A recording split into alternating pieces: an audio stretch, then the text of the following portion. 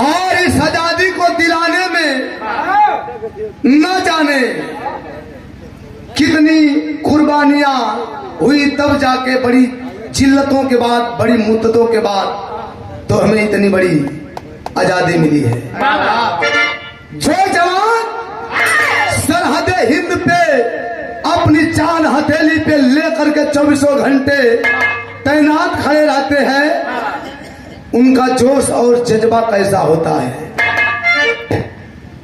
कवि की लेखनी 4 लाइन भूमिका के भाव में संकेत करती है, जरा गौर फरमाइएगा।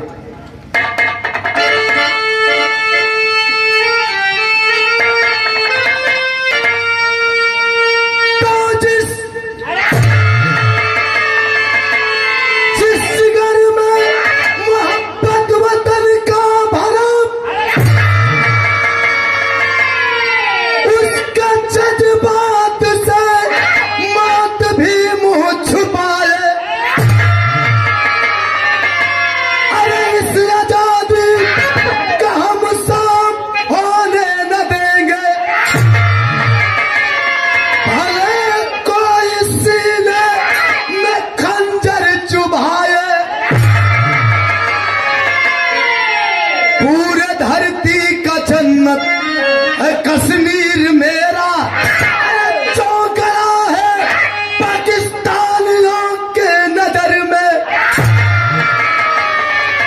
अरे हम बंधे हैं शिकंजों में कानून के, घर मिले छूट तो मारेंगे उसके घर में।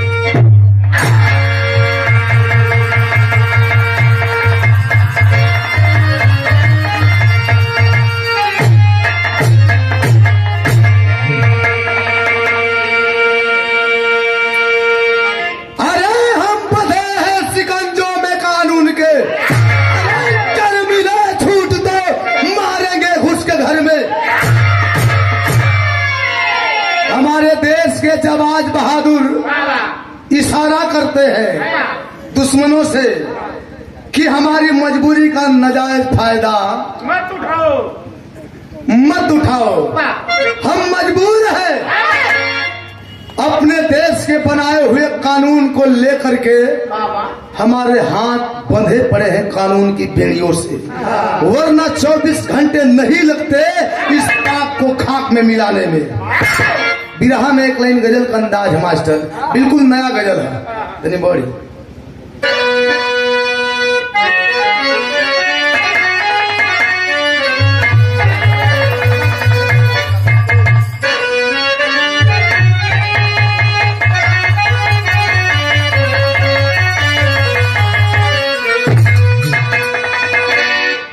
टूटे हुए दिल की आवाज है, सवाल है पूरे आवाम से, क्या किसे अपना कहा जाए।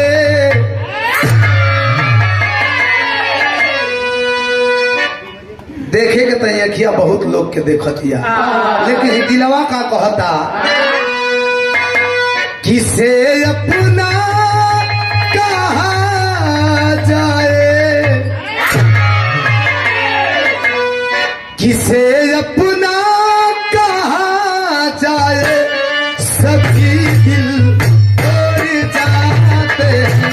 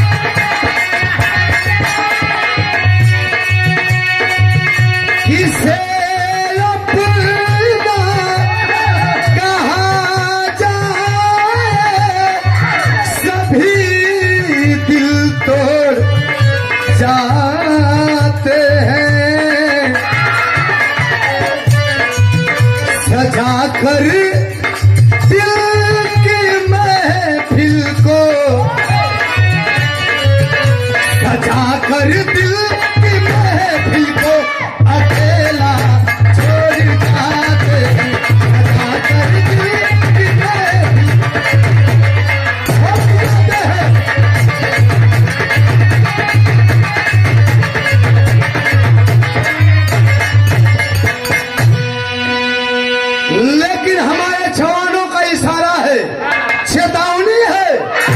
चाहे सरहद के इस पार के दुश्मन हो, चाहे सरहद के उस पार के दुश्मन हो, चेतावनी देते हैं। क्या? तेरा जी जब जहां चाहे, तेरा जी जब जहां चाहे, आएगी कर आजमा लेना।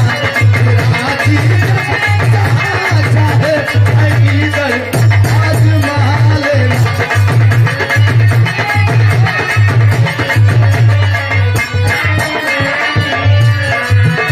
तेरा जी जब जहां चाहे,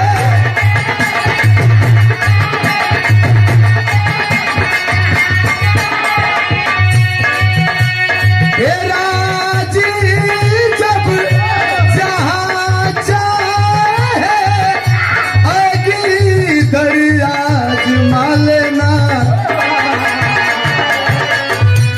कान खोल के सुन लेना, खूंटा बांध लेना। क्या? वतन पे मरने वालों से, वतन पे मरने वालों से कभी भी पंगा ना लेना। वतन पे मरने,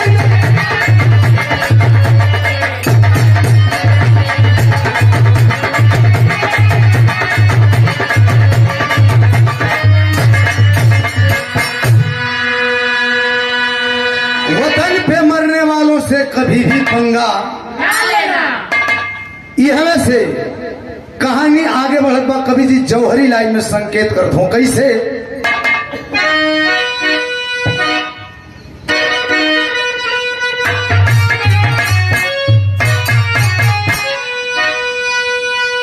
अरे यह भारत देश हमारा, जो धर्म गुरु कहलाता, जहाँ जन्म कृष्ण कन्हैया, पापी भी मुक्ति पाता। कसम मुनवर की धरती, जो कश्मीर कहलाए, कुदरत की नक्काशी, झंडा भी गीत सुनाए, योग तो सजना कहती,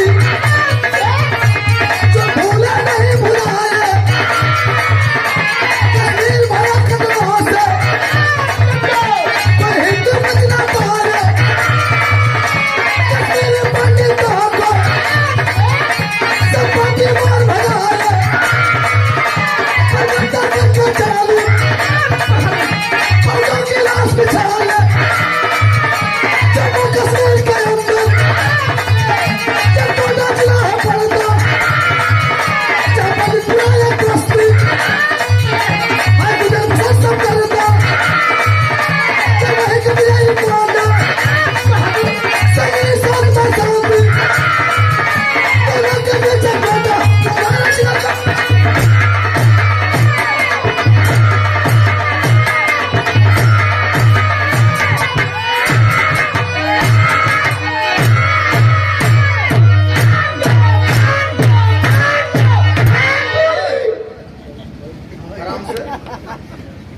ऐसा मत जो सिया कि हमारा कमाई खत्म कर दे। ए भैया, आप सभी पढ़े लिखे शिक्षित समाज के बुद्धिजीवी लोग हैं। आप बाबा जो लोग जानते होंगे ठीक है, जो लोग नहीं जानते हैं मैं बता देना चाहता हूं कि इस पूरे भूभाग पे अगर कहीं की धरती को स्वर्ग कहा जाता है, जन्नत कहा जाता है, तो वो है हमारे हिंदुस्तान का हृदय, कश्यप मुनि की धरती, बाबा कश्मीर की धरती, बाबा जिस धरती के लिए लाखों हजारों जवान अपनी जान हथेली पे लेकर के कुर्बान कर देते हैं। उसी जम्मू कश्मीर में एक डोडा जिला पड़ता है। और वही डोडा जिला में एक पंडितपुरा बस्ती जहाँ के रहने वाले विजयी पांडे, पत्नी शांति देवी, एक बेटवा है, नाम है क्रांति, उम्र 3 साल। सन 93 की बात है, डेट याद रखिएगा। 15 अगस्त आने वाला था। धीरे धीरे 15 अगस्त करीब आ रहा है। एक तरफ पूरा हिंदुस्तान आजादी का उत्सव मनाने के लिए तैयारियों में लगे थे हिंदुस्तान के लोग, और उसी 15 अगस्त के दिन बाबू विजयी पांडे का बेटवा क्रांति का जन्मदिन बा। जन्मदिन का तैयारी होता। धीरे धीरे वह 15 अगस्त करीब आ गया, लेकिन 15 अगस्त से एक दिन पहले 14 अगस्त सन 93 को उसी डोडा में एक बस को रोक करके 15 हिंदुओं की हत्या कर दी गई। जब इस घटना के बारे में विजयी पांडे जी को पता चला है, दुखित हो गए। सोच रहे कैसी आजादी है। कहने को तो ये मेरा मुल्क आजाद है, मेरा भारत आजाद है, लेकिन अभी भी हमारी कश्मीर की धरती आजाद नहीं है। चिंता में हुआ। तबले बगलिया से उनका दुल्ही शांति देवी जन्मदिन का बुलावा न्योता दे के आवत है। चेहरा पर उदासी देखली, कलिया गलिया तो ठीक है रवा। अब इनका कैसन एकदम बासी पूरी अस लगत है। उनके उदासी का कारण पूछत है अपने पति विजयी पांडे से शांति देवी। बिहार में एक तर्ज मास्टर।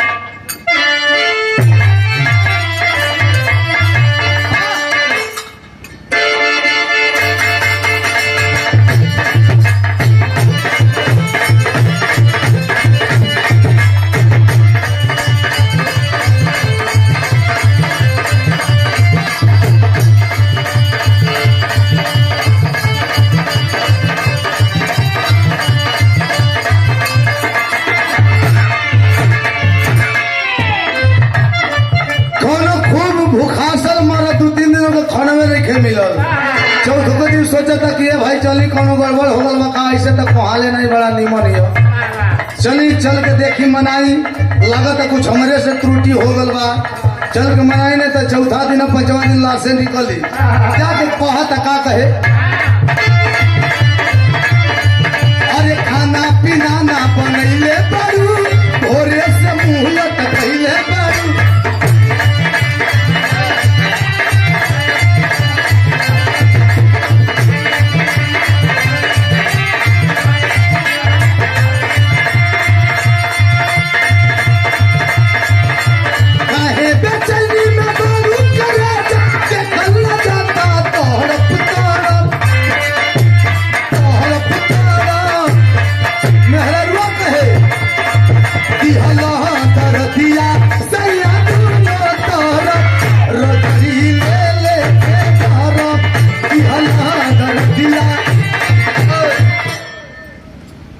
सादर 100 रुपया। लेकिन भैया तरज रहल विजयी पांडे जी का उदास चेहरा देख के उनका दुल्ही शांति देवी सवाल करते का,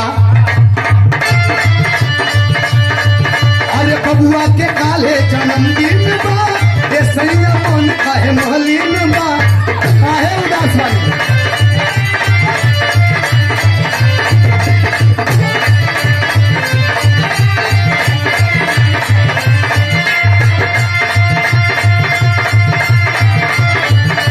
पछवा के काले जन्मदिन बा, ये सैया कौन काहे महलीन बा, कैसे के करार दिक्कत है, कैसे के करार दिक्कत है, रउआ जब की इतना डरो, इतना डरो,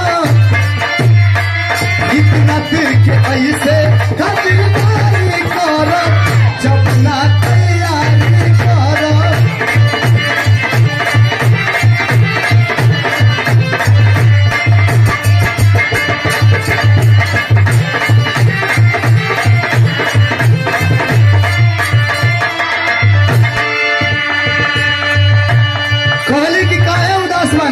कल बचवा का जन्मदिन बा और न भोज भात का सामान आइल बा, न सजावट का सामान आइल बा, और न बचवा का केकवे ऑर्डर होइल बा। रउआ कपाले हाथ देके बैठल बानी, का बात बा? कहना कि तू मेहरारू जात तो के देश प्रदेश का खबर से कुछ मतलब तो बा नहीं, कुछ पता हो? कहली कि ना। कहला कि कल 15 अगस्त है, पूरा देश आजादी का उत्सव मनाएगा और कल ही मेरे बेटे का जन्मदिन भी है, लेकिन आज इसी डोडा में 15 हिंदुओं की हत्या हो गई। कौन सा मुंह लेकर के किस खुशी में हम शरीक हो पाएंगे? कली की देखी ई कोनो नया बात नहीं थे। जब रउए डेरा जाई, रउए टूट जाई तो हमार छोट लड़का 3 साल उम्र बा, ऊ जब डेरा जाई तो अपन जन्मदिन का केक कैसे काटी, कैसे सेलिब्रेट करी? तो ये चिंता के छोड़िए, वो काम करी। पैसा है जाई ना बचा रही अपनी जा।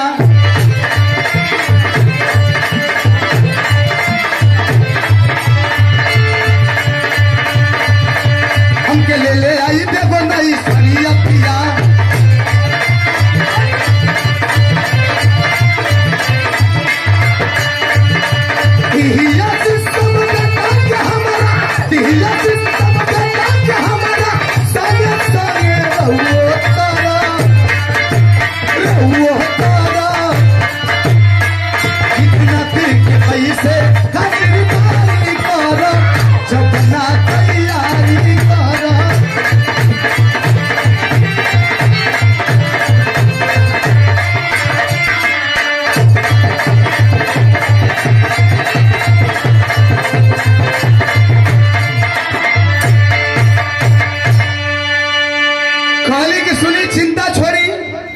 पैसा ले जाए बाजारे से कुल सर सामान किन के लेके आई।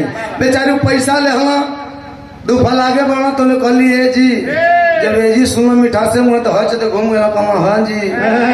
कहली कि देखिए कुछ हमारे पास पैसा बा, अगर वहू में से तनी मनी कुछ बच जाई तो मिला के एक खूब बढ़िया हल्के कथई कलर का बुट्टीदार स्टोन वाली तनी एक साड़ी ले आई, ताकि जब साड़ी के हम पहन के चली हितनाथ के सामने से क्रॉस करी तो हितनाथ बिना बतौले जान जाए कि यह लड़का का माई है। ई कोई के बतावे का जरूरत ना पड़े कि यह लड़का का माई है। बेचारू पैसा ले हला बाजारे गई ना, बाजार करके लेके आ गई। बिहान भाई यानी 15 अगस्त के दिन एक तरफ पूरा हिंदुस्तान आजादी के उत्सव में लगा है और दूसरी तरफ बाबू विजय पांडे जी अपने बेटवा के जन्मदिन का तैयारी करते हो। माहौल कैसा न दृश्य कहा कवि जी विदेशिया के भाव में लिखत हो।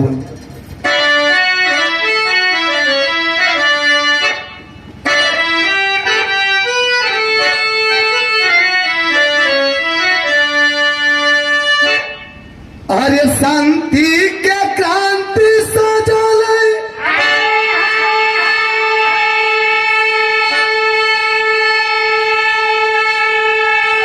अरे सजल घर आंगनवा हो, अरे फूल ना संभाले पापा,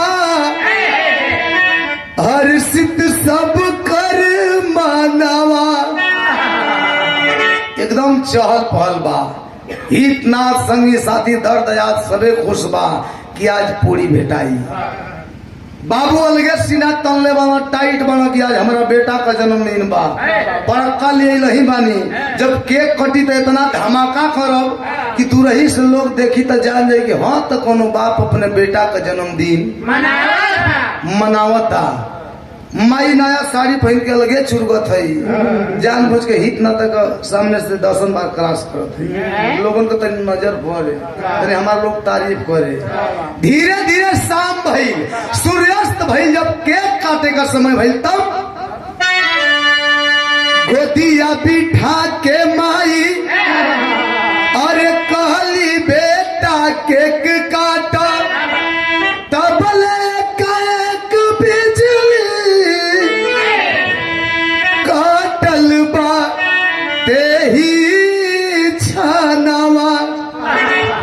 माई गोदिया में बैठा के अपने बचवा क्रांति के हाथ में छुरी धरावत है कि बेटा लो केक काट।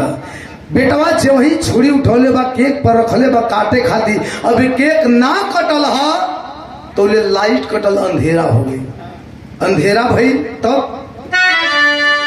अइले आतंकी सबके अरे चारों ओर से घेरी घेरी अरे ताला ताना गोलिया चलाव बेईमानवा। ज्यों ही लाइट कटा अंधेरा हुआ आतंकवादी आ गए, सबको घेर लिए, किसी को भागने तक का मौका नहीं दिए। तड़तड़ तड़तड़ तड़तड़ तड़तड़ गोलियों की फायरिंग चालू कर दिए। तब अरे मातम में बदल गई, अरे खुशी वाला दिनावा हो, अरे सुख के सगरवा में डूबल हिंदुस्तानवा।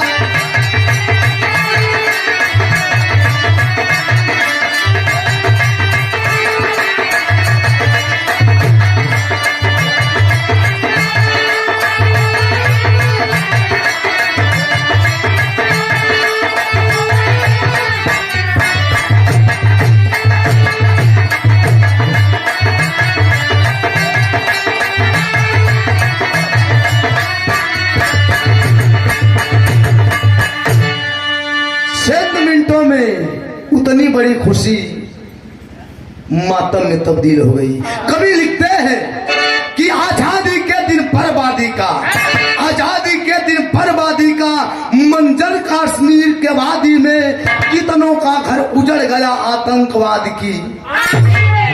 दुनिया में इंसान बनाने, दुनिया में इंसान बनाने वाले भी आज शर्मिंदा हैं। लाशों की ढेर में विजय पांडे जी अभी भी लाशों का ढेर पड़ा हुआ है। उसी लाशों में से विजय पांडे जी जिंदा खड़ा होते हैं। गोली लगल बताए बाए, लेकिन भगवान की मर्जी से बच गए बड़न।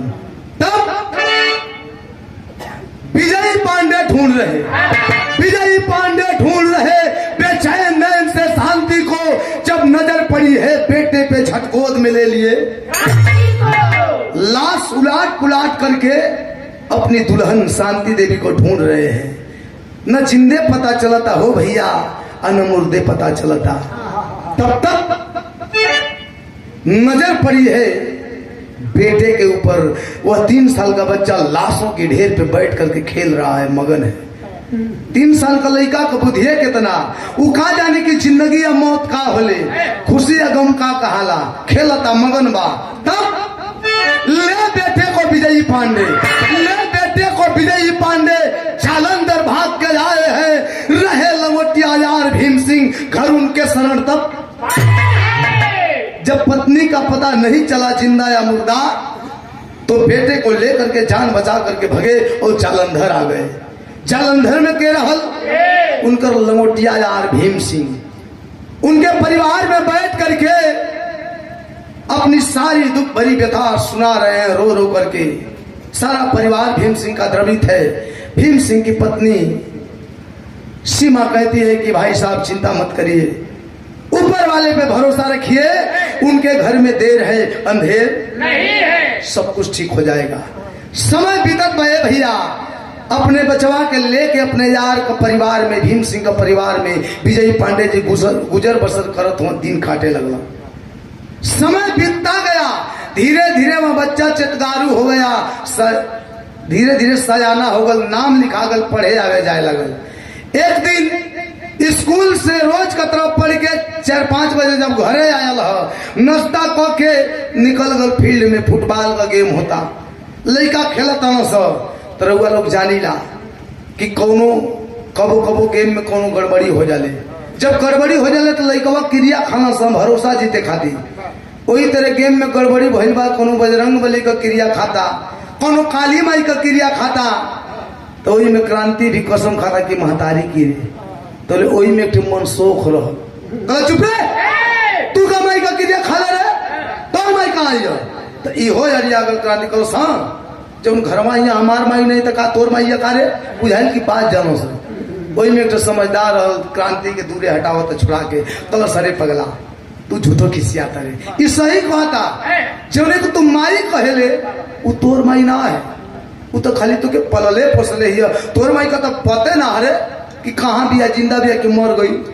ए भैया उ लइकवन को बतिया क्रांति का सिनेमा में भाला कतरा छुप गई। घर आता है रात को बिना खाए पिए अपने पिताजी के बगल में सोया है।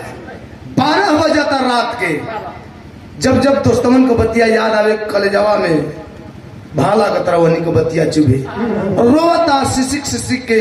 जब रोवाई का आवाज विजय पांडे जी को कान तक पहुंचल उठ के बैठ गए। कहा बेटा रो रहे हो? किसी ने कुछ कहा?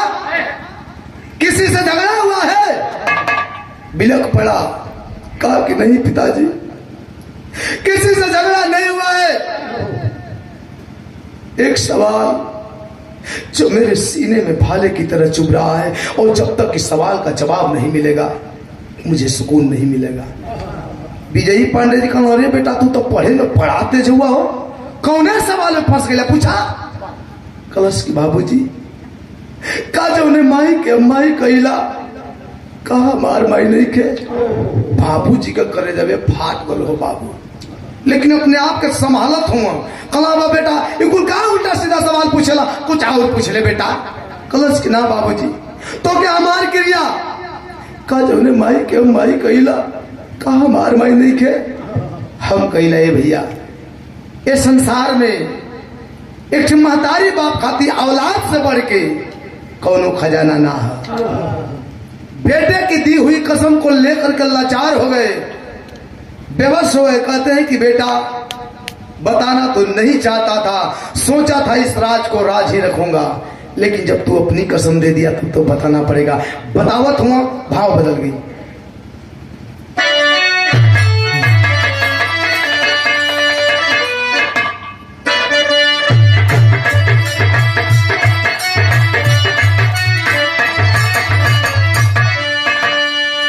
रोई रोई बतावे लगले बाबूजी बतिया रे बाबूजी बतिया हो बेटा भूलाला नहीं सीधी। बेटा आज भी वह दृश्य मेरी आंखों के सामने फिल्म की तरह चलता है। मैं चाह के भी उस दृश्य को नहीं भूल पाता हूँ। कौन सा दृश्य पापा फिर बताते हैं।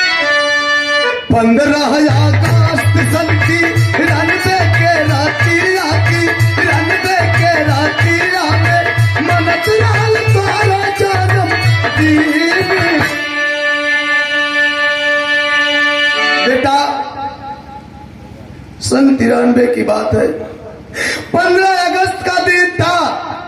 एक तरफ पूरा हिंदुस्तान आजादी का उत्सव मना रहा था और दूसरी तरफ उसी 15 अगस्त के दिन हम लोग तेरा बर्थडे सेलिब्रेट कर रहे थे जन्मदिन मना रहे थे। केक सज गया बेटा जे तो अपने माई के गोदिया में बैठ के केकवा काटे चल लेना। लाइट कटल अंधेरा हो गई ते वहीं आतंकवादी आके सबके घेर ले। आतंकवादी आ गए पापा? हाँ बेटा तब क्या हुआ पापा फिर बताते हैं। टाड़ा टाड़ा गोलियां चा लौले बेईमानावा चा लौले बेईमानावा चा खून से धड़कला भैरन गिर। बेटा आतंकवादी आए और क्षणिक पलों में लाशों का ढेर कर गए। धरती लहूलुहान हो गई। किसी को भागने तक का मौका नहीं दिए। फिर हम लोग कैसे बचे? कहते भगवान की कृपा से। बतावत हो कैसे कि तोहरा खेले के बेटा जनवा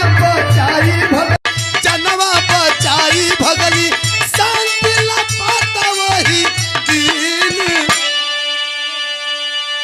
बेटा मैं भी बच गया तू भी बच गया ऊपर वाले की कृपा से। लेकिन लाशों की ढेर में तेरी मां को बहुत ढूंढा ना जिंदा पता चला और ना ही मुर्दा पता चला। तब मैं तुझे लेकर के जान बचा करके भगा और आया अपने यार के परिवार में दिन काट रहा हूं। जब इतनी बतिया सुन ले बा क्रांति बेटवा ओकर अंदर का माहौल चेंज होता। खून का रफ्तार बढ़ गई गर्मी बढ़त बा तो यहाँ बिरहा भी गर्म हो गई तर्ज बदल गई।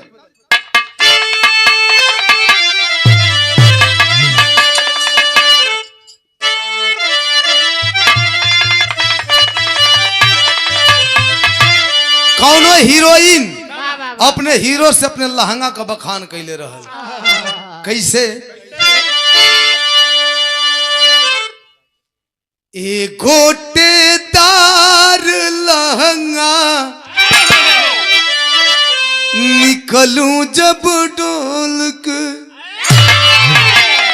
लेकिन अब क्रांति का पोजीशन कहा जब ये कहानियां सुन ले तो अरे क्रांति के मन में गूंजे, क्रांति के मन में गूंजे, क्रांति के धूल हो।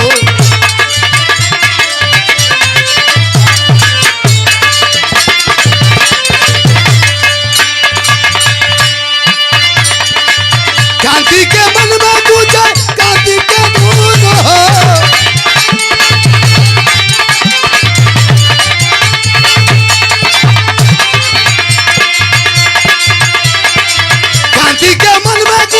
क्रांति का धूल हो।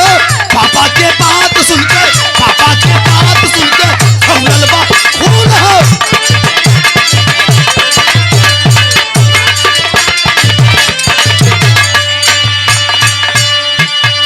बदनिया गनगन गनगन कांपे लागल, अखिया लाल लाल जौन असिया टपके लगे जिसे खून टपकता।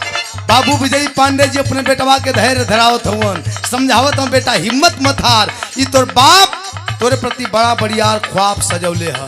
का कहत हवन? पापा कहेला बेटा तारे बनाज हो।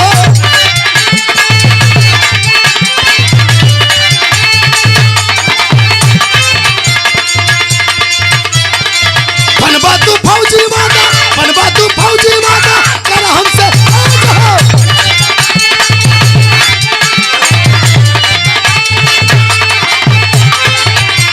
ये बेटा दुश्मन के मरिहारण में, दुश्मन के मरिहारण में चूना चून हो।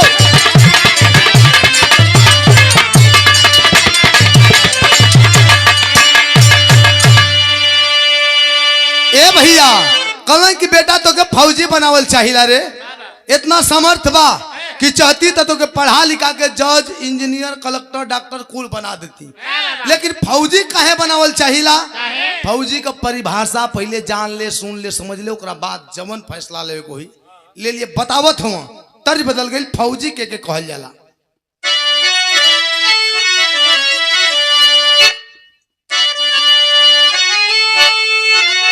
तरफ से बढ़िया भाव है, बतावत हूं कैसे।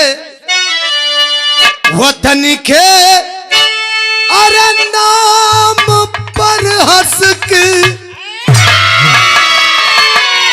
वतन के नाम पर हंस के लुटाते जान है फौजी।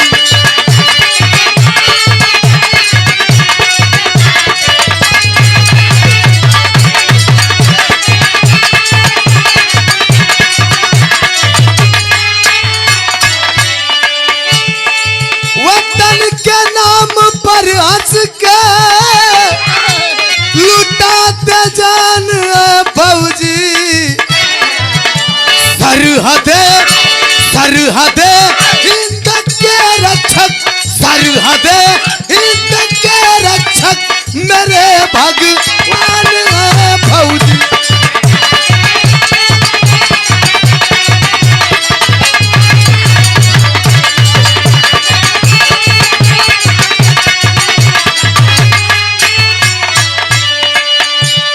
बेटा जो वतन के फलवेदी पे हंसते हंसते अपने प्राणों की आहुति दे दे वही फौजी होता है।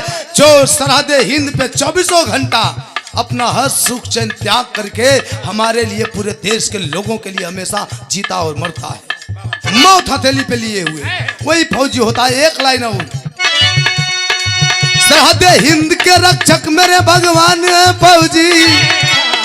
सरहदे हिंद के रक्षक मेरे भगवान है फौजी। तिरंगे तिरंगे के लिए हरदम, तिरंगे के लिए हरदम हुए कुर्बान है फौजी।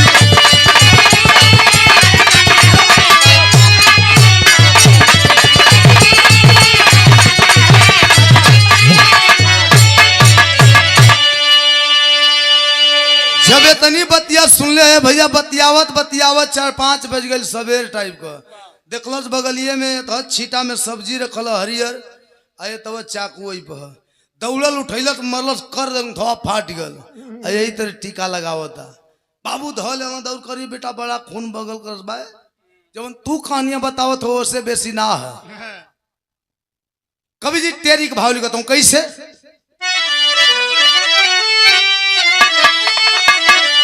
अरे जवानी वतन दीवानी बनी गई, अरे जवानी वतन दीवानी बनी गई, लगा के तिलक खून का गर्जा हिंदुस्तान।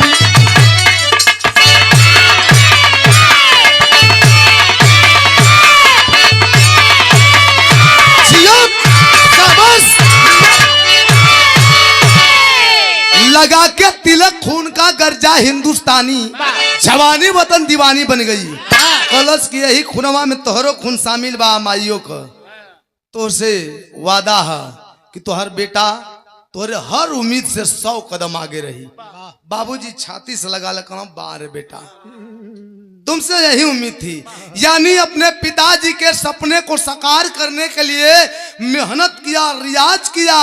सन 2013 में सफलता मिली, भर्ती हो गया। जब लड़का भर्ती होला तो ट्रेनिंग होले, जब ट्रेनिंग पूरा हो जाले तो कुछ लंबा छुट्टी मिले ले आवेला। वैसे ही फौजी क्रांति भी घरे आयल है ट्रेनिंग बिता के। सोहर के बाबूजी का गोड़ धता हाचाक दे उठा के छाती ले साट ले। कहला बेटा तुहार जगह यही जाना यहाँ है, और भगवान अगर कोई के औलाद द तो हमारे बेटवा जैसन फक्र है बेटा। एक ही बात कहूंगा, देश के लिए सीने पे गोली खा लेना, पीठ मत दिखाना। ए भैया पूरा जोश बाबूजी भर दिल। कलश की बस बाबूजी ढेर मत भरन तो यही तरह उबलता ओभर हो जाए, जे फाट जाए। कहना कि बचौले रह। वही में तिलकहरू दौड़े लगल, तिलकहरू आवे लगल। वही में 2-3 गो उठौना चौथका के बेरी कहना कि ढेर ना करो करब, पेपर में छपवा दे, कबो बियाहो ना हो। लास्ट बार पूछा तो करबो कि ना करबो। कलश की तन की चुनाई कलश के, अरे पिताजी अभी हमारी उम्र का है, नानी कहेंगे नानी औरा को बखान करबे, हमरे जन्मल हमरे खिलेबे, करबे कि नहीं करबे। कलश की जब राउंड मन हो गइल बा तो कह दे, कौन है दे हो जिम्मेदारी है, यो एक हमारा अरमान है। तो ठीक बात अब तय कर दे। बियाह तय हो गई निशा नाम का लड़की से। धीरे धीरे वो ट्रेनिंग वाली छुट्टी जब खत्म हो गई, पहली बार ड्यूटी ज्वाइन करे चलल है तो संगे का लेके चलल, आशीर्वाद तो लेबे कैलस, लेकिन लेके चलल कहा तर्ज बदल गई।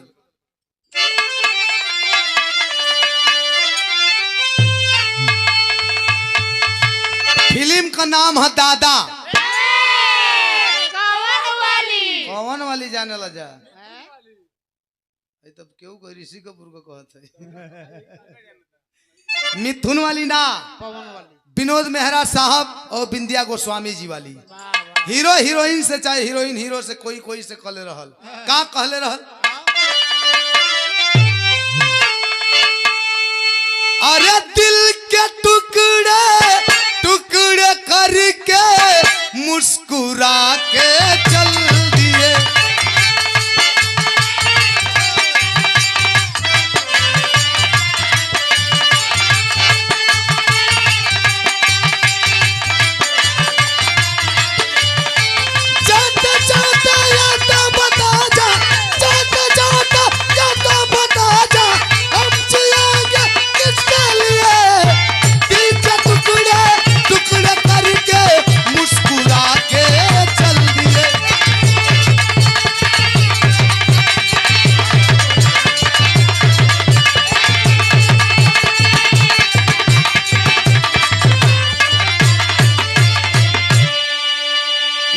बाबूजी का आशीर्वाद लेकर चलल हो तो संगमा लेके का चलल हो।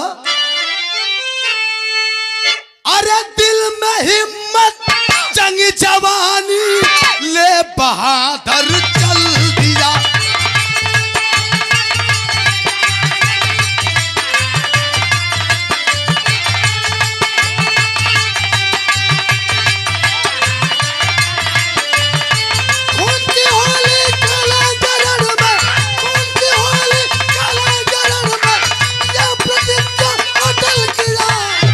दिल में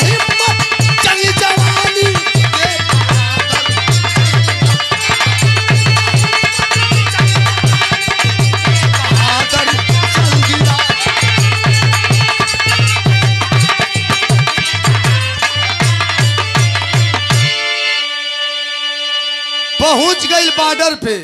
जब बॉर्डर पर पहुंची जवान तो ड्यूटी लगबे करी। ड्यूटी लागल कहाँ, अगर पहली पोस्टिंग कहाँ भई, बिरहा का आखिरी गीत।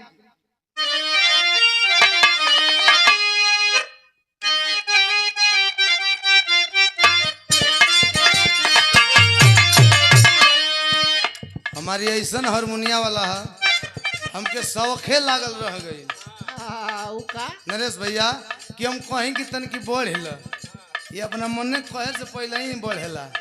हम शौखियाइले रह गए जीवन भर।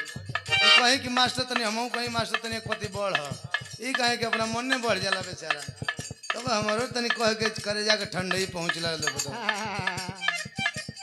तर्ज। अरे बारी उमर कमर लचकनियो, तबारी उमर कमर लचकनिया, गोरी की चैन हुर के पनिया, गोरी के झूला झूलनी।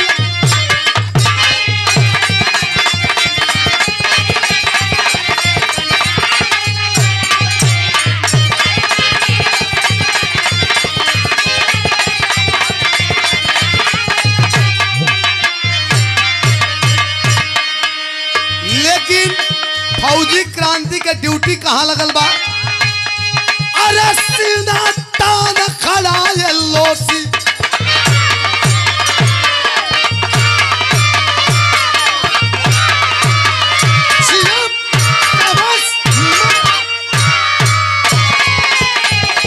सीना तान खड़ा ये लोसी, आसा खान वाले जवानवा बाद सर पे कफनवा।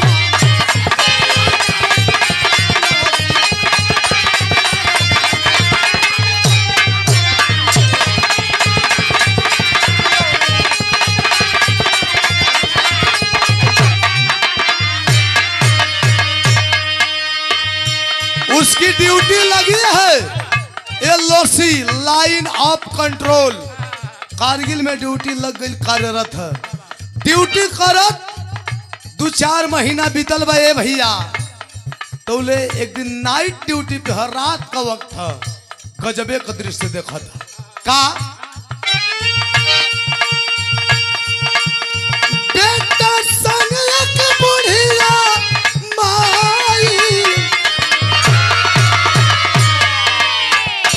दोनों भागे जान बचाई, अब पीछा किया है आतंकवा, अकाला जा क्रांति बन फौला,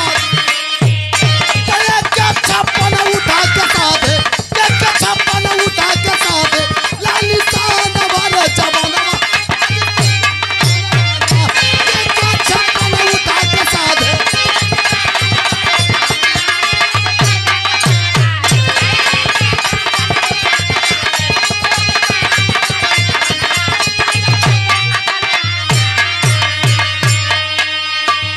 रात का वक्त है, पहरे पे खड़ा है, तब तक देखता क्या है, एक ठे बुढ़िया आगे आगे, ओकरे संगे एक ठे और जवान लड़का है आगे आगे भागत हुन।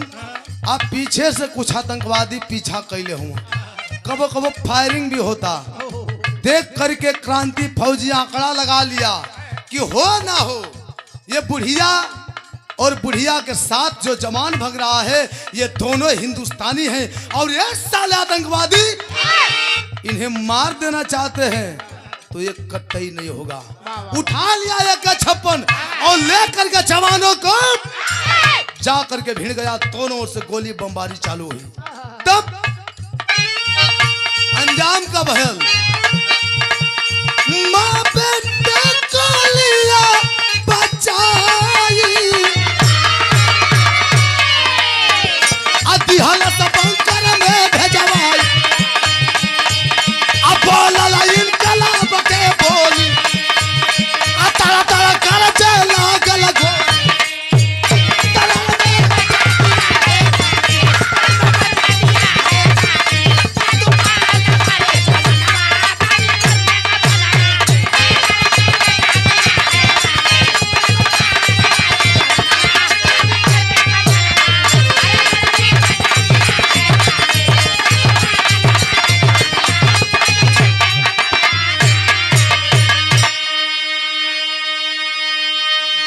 तरफ से गोली बमबारी हो रही है। जब 20-25 मिनट लड़ाई होत बीतल तो अंजाम निकलल कि बुढ़िया के और बुढ़िया के संगवा जो लड़कवा है बचा के सुरक्षित बंकर में भेजवा दिल। लेकिन अभी लड़ाई खत्म ना है, लड़ाई जारी है। दुश्मनन के प्रति ओकरे मन में जलत का है। कवि जी पहपट का भाव लिखत है।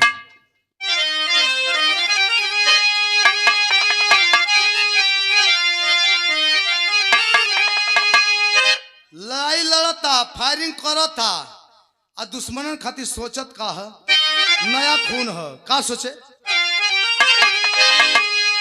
अरे सरहद ऊपर गर्ज सर सपूत बूत ना केहू के। अरे सरहद ऊपर गर्ज सर सपूत बूत ना केहू के। अपनी चला के करम न तना बूत बूत ना केहू के।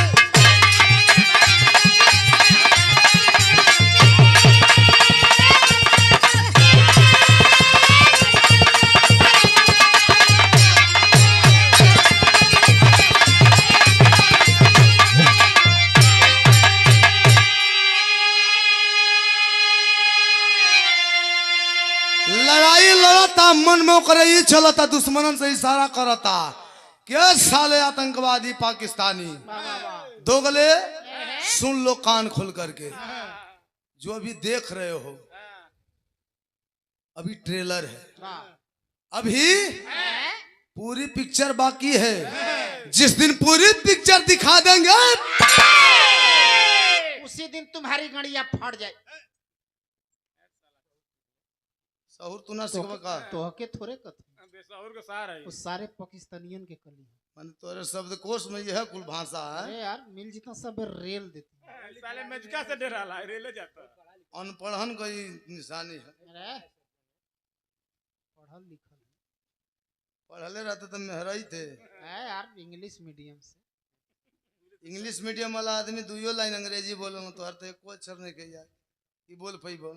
समझ जीबा बोले ला तू? हाँ यार तने बोलिया था वेरी मच ऑफ द इंडियन बॉय। अरे ढेकारा ढेकारा होता कीर पियले है एकरा ढेकार नीचे नीचे गिज बिज फिर से यही से कहला कि देख अनपढ़ चिन्हा जाऊं से। हां रोटल चीज कितना घर याद करबो है। जाए मर्द कहेंगे जाके कहीं चुल्लू भर पानी लेके मर जाए है। जे इंग्लिश बोले ले एक लाइन में बोलेला।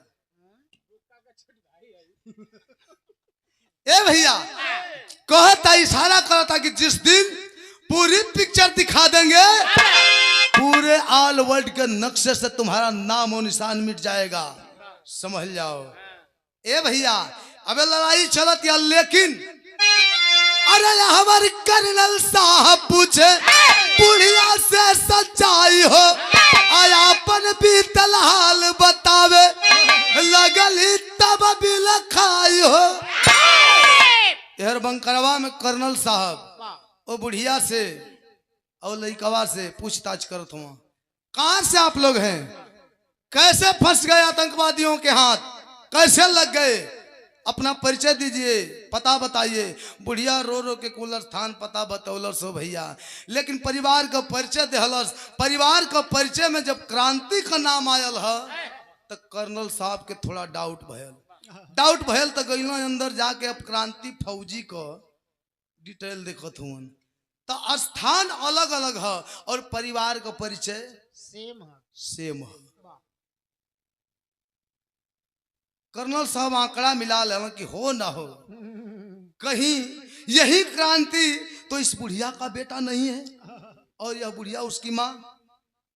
आंकड़ा लगावत अनुभव करत ओकर सारी कहानी सुन के घटना के बारे में सुन के आंकड़ा लगा ले हो ना हो चाहे बुढ़िया और वो क्रांति फौजी एक दूसरे से भले अनजान है, लेकिन मुझे तो 99% कन्फर्म हो गया कि ये बुढ़िया उसकी माँ है और यही क्रांति फौजी इसका बेटा है। लेकिन मने में रखले हूँ बतावत ना हुआ। तब तक एक फौजी आता है, कर्नल साहब को साइड में बुलाया, उनके कान में धीरे से बात कहता है क्या, अरे आतंकवादी कैले ऐसन कर तू पूतना केहू के कैला क्रांति नीत मऊ के सुध पूतना केहू के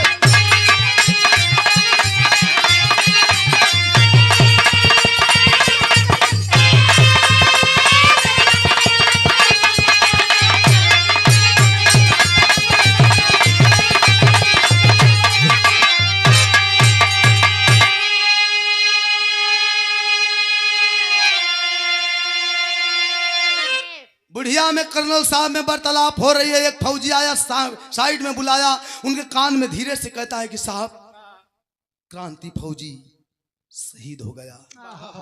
सुनने में बहुत छोटा शब्द है, लेकिन इसका दर्द, वह सुहागन जो विधवा हो गई वही बयां कर सकती है। वह मां जिसकी गोद सुनी हो गई, इस दर्द को वही महसूस कर सकती है। कवि जी आल्हा का भाव बताओ तू कैसे।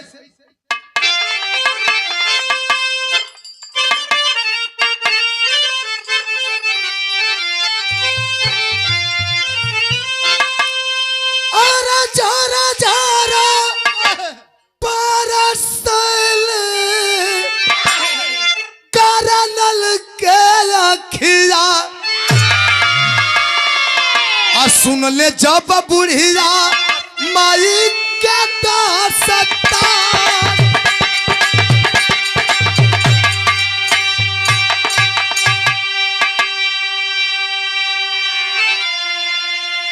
कर्नल साहब का खिया सावन भादो बरसत है भैया। बुढ़िया कहते कि ये साहब दुखवा हम अपन सुनावतनी, रोवत रहुआ बनी काहे। कर्नल साहब अपन बात बदल के बुढ़िया से कहलन कि माँ एक आप काम करिए, आप जालंधर चले जाइए, मैं अपनी फोर्स वाली गाड़ी से भिजवा देता हूं, साथ में हमारे एक दो जवान चले जाएंगे। बुढ़िया रोवे लगल, ए साहब हम जालंधर जाके का करब हो, हमार गरवा तो कश्मीर में न रहल। लेकिन अब कर्नल साहब भरमावत हुवन, चाहता तो एक लाइन में बता देता सारी सच्चाई, लेकिन भ्रमित करत हूं कि जिस समय की आप घटना बता रही हैं आज से लगभग 3 दशक पहले, उस समय पाकिस्तानी मुसलमानों द्वारा, कश्मीरी मुसलमानों द्वारा कश्मीरी हिंदुओं पे करारा प्रहार किया गया था। हर हिंदुओं के दरवाजे पे लिखवा दिए थे कि कश्मीर छोड़ दो, वरना मुस्लिम बनो, धर्म परिवर्तन कर लो, वरना बेमौत मारे जाओगे। तो जे कश्मीर छोड़ल उहो बच गल, जे धर्म परिवर्तन कैलस उहो बच गल, जिन अड़ला कई फीट नीचे गड़ाई गेल मार काट के। उस समय लगभग 3 लाख लोग पलायन कर गए, यानी कश्मीर छोड़ दिए। और उन 3 लाख लोगों में से बहुत से लोग जाकर के अन्य अन्य जगहों पे ठिकाना लिए, और बहुत से लोग जाकर के जालंधर में बसे। तो इतना सच्चाई से जोड़ के इतना भरमावत काहे हुआ कि बुढ़िया के कैसहूं भेज दें, एकाएक कहब बढ़ियों बात, अगर ढेर बढ़िया बात हो जाई, ढेर खुशी वाली बात, तब वो अटैक आ जाई, और ढेर गम वाली बात हो जाई तब वो खतरा बढ़ सकता। इससे भ्रमित करत हूं कि आप जालंधर चले जाइए। मेरा अनुमान कहता है हो सकता है आपके खून खानदान के लोग वहां पे मिल जाएं। आप जाइए, अगर कोई नहीं मिला तो आप जहां कहिएगा मैं आपको सही सलामत सुरक्षित पहुंचवा दूंगा। तब अरे वाली गाड़ी से जालंधर भेजावले, औहे मिली माई तोहर खून खानदान।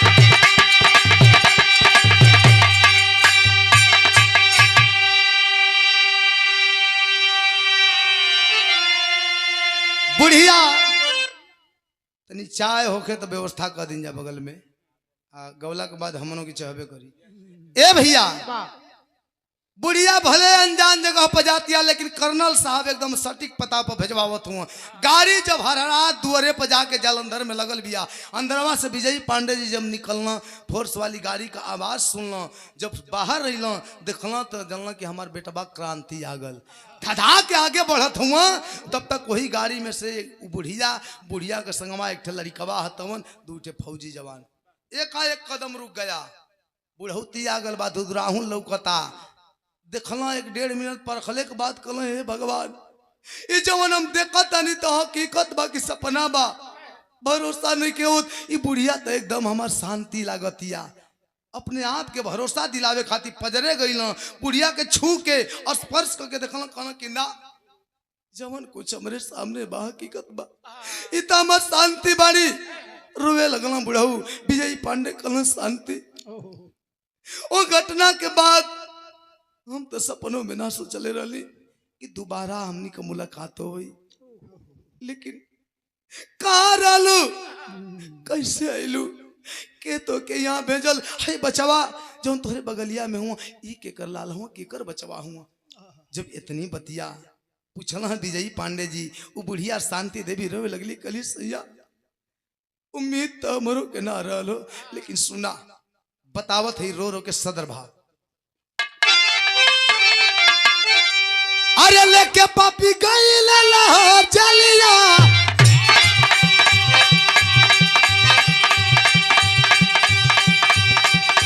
अरे हमें पैदा भइले तो हाँ देखता रमान, अरे सीधा से लगाई हले अपना बच्चा के, अरे लाख लाख शुक्रिया तोहर बात के भगवान।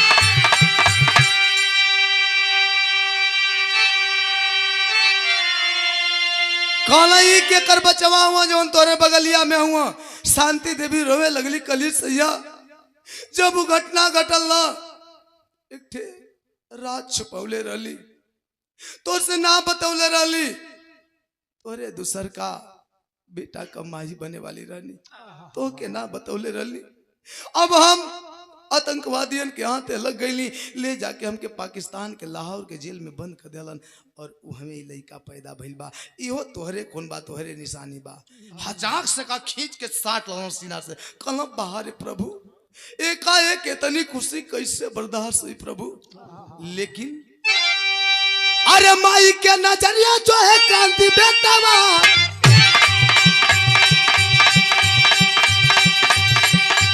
अरे बाबू कहे लाल का फौजी न जावा, अरे अजुए के दिन हर समारा दी, अरे सरहद से कैले हो या ना जे परठा, अरे तबला दूसर की आई भात वाली गाड़िया, अरे लगे पहले बाबू लगे मुंह पे मुस्कान,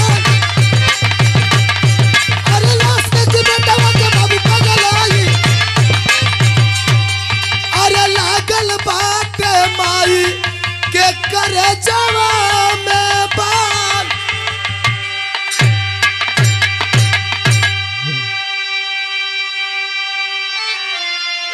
कुल हाल चाल होता, लेकिन माई शांति देवी का नजरिया चारों ओर नाचत या कोई का तलाश में। विजयी पांडे जी समझ गए, कहना शांति हम बुझता नहीं, तुम्हारा खिया के ढूंढतिया क्रांति के ना, कल यहाँ से यहाँ काम क्रांति, कहना ना सोचबो मत करिया, उहो बच गल कहाँ बा हमर लाल, कहना ना जानत हूँ, ओके पाल पोस के पढ़ा लिखा के फौजी बना दिले ही, देश का सेवा करेला, और बड़ा बढ़िया समय से आइल बारू, सही समय से, बड़ी शुभ मुहूर्त में तोहर आगमन भल बा। है जवन भीड़ भाड़ा का देखत तारू, आज को हरदी बा, बियाह तय कर दिले बानी, थोड़ी देर इंतजार करा, उहो होते हुई। ए भैया 20 से 25 मिनट समय गुजरल, तौले दूसर की फोर्स वाली गाड़ी हर रात जब दुआरे पे आए, चिल्लाते आगे बढ़ा खुशी में कि आवा लोग, हम बेटा आगल, स्वागत करा। आगे जब बढ़ला हाँ, अबे कुछ दूरी कुछ स्पेस बाकी है, तब तक 4 फौजी जवान ताबूत के साथ बाहर आते हैं। ताबूत खोला गया, जब बेटा का चेहरा देखला ताबूत में पैक हमरे बेटवा का लाश चिल्ला पड़े, आय रे लाल, आय रे बेटा, बुढ़ैया तो बिगाड़ देले रे बचवा, मैं अरमनवा माटी में बिला देले। चिल्ला के रोत रोत गिर के बेहोश हो गईलन। लोग होश में लियावे का कोशिश करत हुआ लेकिन कोनो असर। लेकिन जब शांति देवी सुनली ह कि हमार बेटा क्रांति शहीद हो गल, ओकर लाश आइल बा,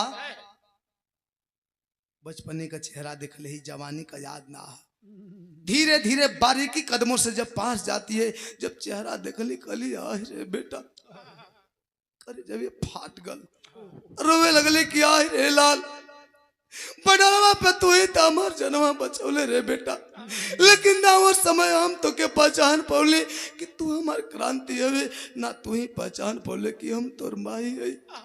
लेकिन अगर हम पहचान ले ले वही इतना, तोरे सीना पर लागे वाली गोली अपने छाती पर ले ले हुई, तोरे जगह पे आज हमार लाश आई लो। खैर कोई बात नहीं, तेरी शहीद होने का दुख तो है, लेकिन तेरी शहादत पे मुझे फक्र भी है, नाज भी है, क्योंकि इतिहास कहता है, यह जमाना कहता है कि जिस घर का बेटा देश के लिए शहीद होता है उसका एक नहीं बल्कि 7 पुश्त तर जाता है।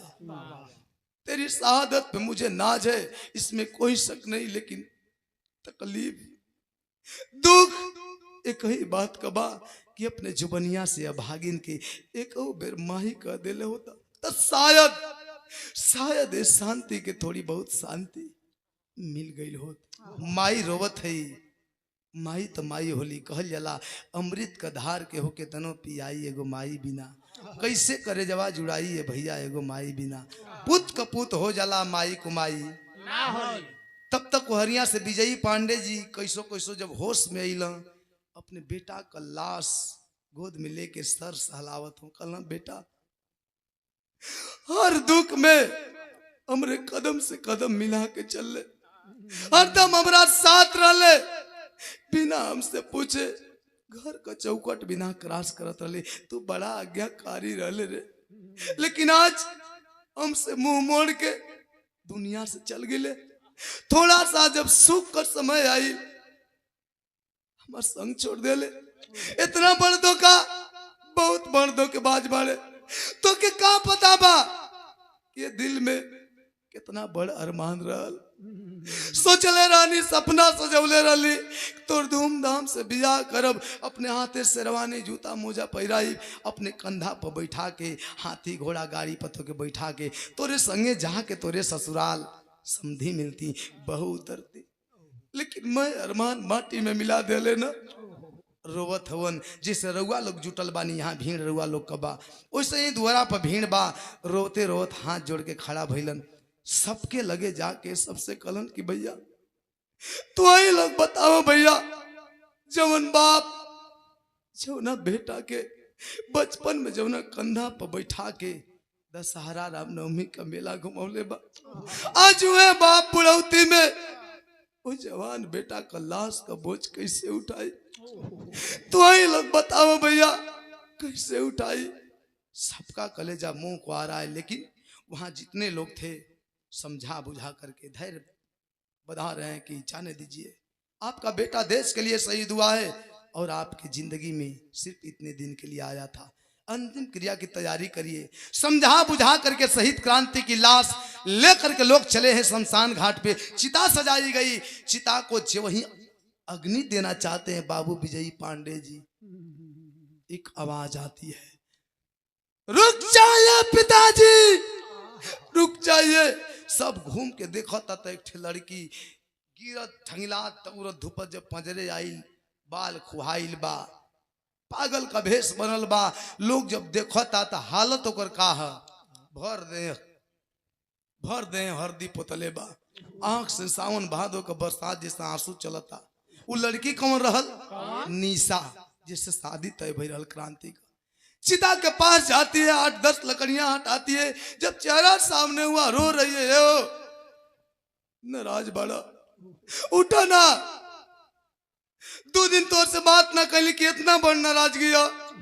उठा देखा आज हरदी बा, हरदी लगवा ला, देखो हम लगवा ले बानी, उठा ना, कुछ बोलत का है नहीं खा, रो रही है। लोग कहते हैं कि बेटी ये शहीद हो चुका है और लाशें कभी बोलती नहीं है, लेकिन वह तो अपने पागलपन में किसी की बातें नहीं सुन रही है, रो रही है, कहती है ठीक बा ना बोलबो ना, लेकिन एक ठे हमार कहना मान ला प्लीज।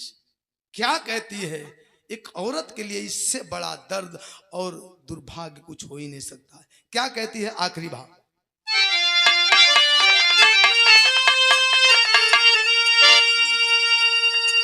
अरे उठाया किया खोला पतिया बोला ये कही अमंगिया पर बना तो कैसे हम बनब दुलही।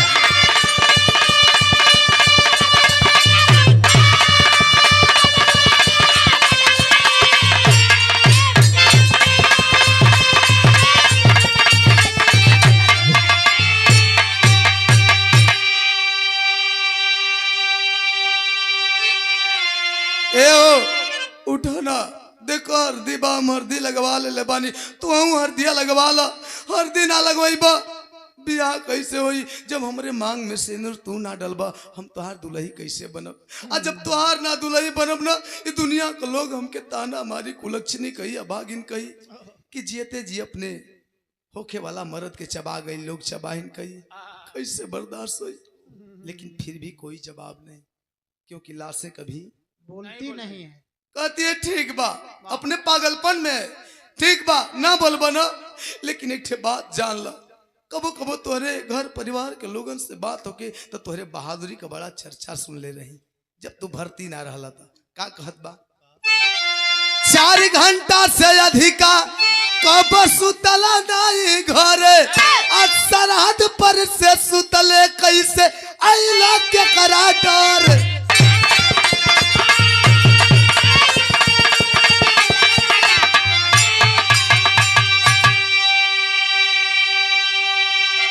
जब तू भर्ती ना रहला 4 घंटा से अधिका घरे कबो सुतबे ना कैला, और आज सरहदे पर से सुतल यहाँ आ गईला, अब तक सुतल हुआ, जागत ना हुआ ना बोलत हुआ।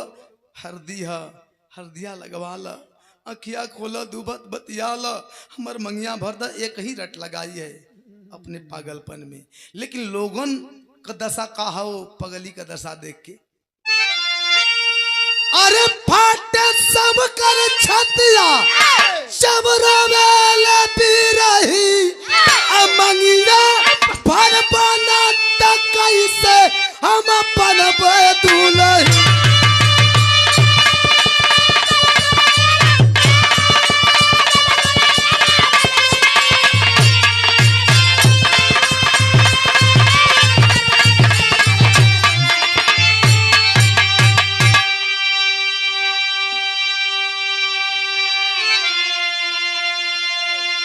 उस निशा को साइड लो किए, समझा बुझा करके सलामी दे करके अंतिम विदाई हुई, दाह संस्कार हुआ। आखिरी भाव, गुरु बिहारी गुरु गणेश को राम खिला मन साथे कहे रामदेव हाँ चंद का मुसाफिर कभी के